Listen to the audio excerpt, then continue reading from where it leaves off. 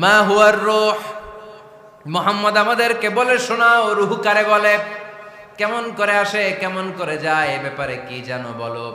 2 number প্রশ্ন, মানহুম আসহাবুল কাহাফ, আসহাবে কাহাফ সম্পর্কে কি জানো। 3 নাম্বার প্রশ্ন, মান হুয়া যুলকারনাইন, যুলকারনাইন বাদশা সম্পর্কে কি জানো। আল্লাহর হাবিব সাল্লাল্লাহু আলাইহি ওয়াসাল্লাম বললেন গাদান উজিবুকুম, আগামীকাল বলে দেব। কি বললেন? সবাই বলেন উত্তরে কি বললেন? আগামীকাল বলে দেব। তো আগামীকাল সবাই এসে হাজির। বলো, 3টা প্রশ্ন রেখেছিলাম গতকাল, উত্তর বলো। আল্লাহর হাবিব সাল্লাল্লাহু আলাইহি ওয়াসাল্লাম বলতে পারলেন না, কারণ ওহী আসেনি। তিনি ছিলেন ওহী নির্ভর, dependent on wahi, dependent on revelation, guided by the wahi. তিনি এর পরের দিনে বললেন গাদান উজিবুকুম, আগামীকাল বলবো। এর পরের দিনে এরা এসে হাজির, উত্তর নাই। আল্লাহর হাবিব সাল্লাল্লাহু আলাইহি ওয়াসাল্লাম আবারও বললেন গাদান উজিবুকুম, আগামীকাল বলবো। এর পরের দিনে এরা এসে হাজির। এরকম 1 দিন 2 দিন 3 দিন নয়, টানা 15 দিন আল্লাহর হাবিব সাল্লাল্লাহু আলাইহি ওয়াসাল্লামের প্রশ্নগুলোর উত্তর করতে পারেন নাই। আল্লাহর হাবিব সাল্লাল্লাহু আলাইহি সাল্লামের নবুয়তি জিন্দেগিতে এত বিব্রতকর পরিস্থিতিতে তিনি কখনো পড়েন নাই।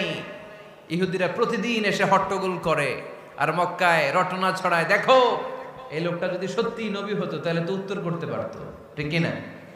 যেহেতু উত্তর করতে পারে না, আসলে সে আসল নবী নয়, সে ভণ্ড নবী, মিথ্যা নবী। পড়েন না আউযুবিল্লাহ।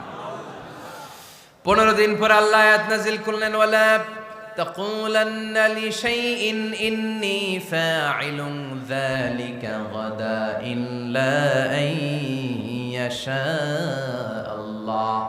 ও নবী, ভবিষ্যতের ব্যাপারে সামনে থেকে যখন আপনি ওয়াদা দিবেন, ওয়াদা দেওয়ার সময় ইনশাআল্লাহ শব্দটা মিলিয়ে দিবেন।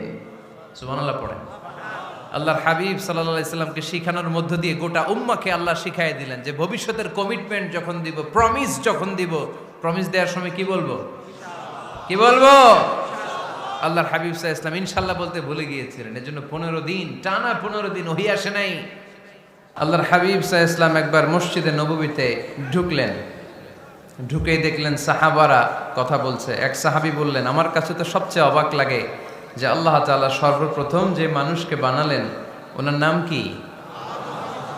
সবাই পড়েন। তুমি মাটির আদমকে প্রথম সৃষ্টি করিয়া ঘোষণা করিয়া দিলে শ্রেষ্ঠ বলিয়া, তাই তো নূরের ফেরেশতা করে আদমকে সেজদা, ঠিক কিনা? তাই তো নূরের ফেরেশতা করে হে আদমকে সেজদা, সবার চেয়ে সম্মান দিলে মাটির আদমকে। আল্লাহু আল্লাহু তুমি জাল্লে জালালুহু, শেষ করা তো যায় না গে তোমার গুণগান। আল্লাহু আল্লাহু, সুবহানাল্লাহ পড়েন। এই সাহাবী বললেন যে আমার কাছে সবচেয়ে অবাক লাগে যে আল্লাহ তাআলা প্রথম মানুষ হিসেবে আদম আলাইহিস সালামকে বানালেন আর ওনাকে উপাধি দিলেন সফিউল্লাহ। আদম আলাইহিস সালামের উপাধি উত্তর দিতে হবে আওয়াজ করে। আদম আলাইহিস সালামের উপাধি কি ছিল? আল্লাহর হাবিব সাল্লাল্লাহু আলাইহি ওয়াসাল্লাম দূরে দাঁড়িয়ে শুনছেন সাহাবাদের কনভারসেশন। আরেক সাহাবা বললেন, আরে আমার কাছে তো এর চেয়েও বেশি অবাক লাগে যে তিনি মূসা আলাইহিস সালামকে বানিয়েছেন নাজিউল্লাহ। নাজিউল্লাহ, যে আল্লাহর সাথে না যা ইউনাজি, মুনাজাত করে, গোপনে কথা বলে, কালিমুল্লাহ। এইটা অবাক লাগে যে আল্লাহ তাআলা কোনো মিডিয়া ছাড়া, ভায়া ছাড়া, মাধ্যম ছাড়া পৃথিবীর একটা মানুষের সাথে সরাসরি কথা বলবেন। আমার কাছে তো ওনার মর্যাদাটা সবচেয়ে বড় মর্যাদা মনে হয়, উনি নাজিউল্লাহ। আরেক সাহাবা বললেন, আমার কাছে তো এর চেয়েও বেশি অবাক লাগে সাইয়েদনা ইব্রাহিম আলাইহিস সালামের ব্যাপারটা, কারণ ওনাকে আল্লাহ তাআলা বানিয়েছেন খলিলুল্লাহ। তাহলে একজনকে পাওয়া গেল সফিউল্লাহ, আরেক নবীকে পাওয়া গেল কালিমুল্লাহ বা নাজিউল্লাহ, আরেক নবীকে পাওয়া গেল খলিলুল্লাহ। এই কনভারসেশন যখন আল্লাহর হাবিব সাল্লাল্লাহু আলাইহি ওয়াসাল্লাম শুনলেন, আল্লাহর হাবিব সাল্লাল্লাহু আলাইহি ওয়াসাল্লাম মসজিদে নববীতে প্রবেশ করে সাহাবাদেরকে বললেন, তোমরা যা বলেছো আমি সব শুনেছি, তোমরা যা বলেছো সব সত্যই বলেছো, ঠিকই বলেছো। আল্লাহ তাআলা একজনকে বানিয়েছেন সফিউল্লাহ, একজনকে বানিয়েছেন খলিলুল্লাহ, একজনকে বানিয়েছেন কালিমুল্লাহ। তবে জেনে রেখো আমি হচ্ছি হাবিবুল্লাহ, আমি Habibullah. The higher status, the highest peak of the status, সবচেয়ে উঁচু স্ট্যাটাস হচ্ছে আমার। খলিলুল্লাহ মানে আল্লাহর বন্ধু, হাবিবুল্লাহ মানে হচ্ছে আল্লাহর বন্ধু, কিন্তু খলিলুল্লাহ এমন বন্ধু যেই বন্ধু আল্লাহকে খুশি করার জন্য কাজ করে। আর হাবিবুল্লাহ হচ্ছে আল্লাহর এমন বন্ধু যেই বন্ধুকে খুশি রাখার জন্য আল্লাহ নিজেই কাজ করে।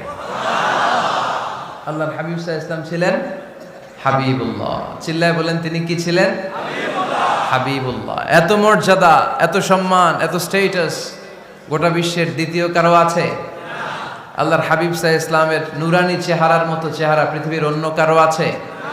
কোনো দিক দিয়ে আল্লাহর হাবিবের সাথে কোনো মানুষের কোনো ধরনের কম্প্যারিজন, তুলনা চলতে পারে না। Whether it's the fitness, whether it's the skin colour, whether it's the sound, whether it's the status, is out of any kind of comparison.